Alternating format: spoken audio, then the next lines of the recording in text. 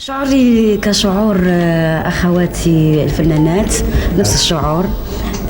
أنني أشارك لأول مرة في الأوبرا المصرية في هذه الملحمة اللي كانت بادرة طيبة من صاحب الجلالة حفظه الله، وبعثنا باش نشاركوا هنا في الأوبرا. فما عندي حتى خوف ولا حتى إحساس بالخوف أبدا، لأنني الخشبة وقفت عليها وأنا عندي 13 سنة.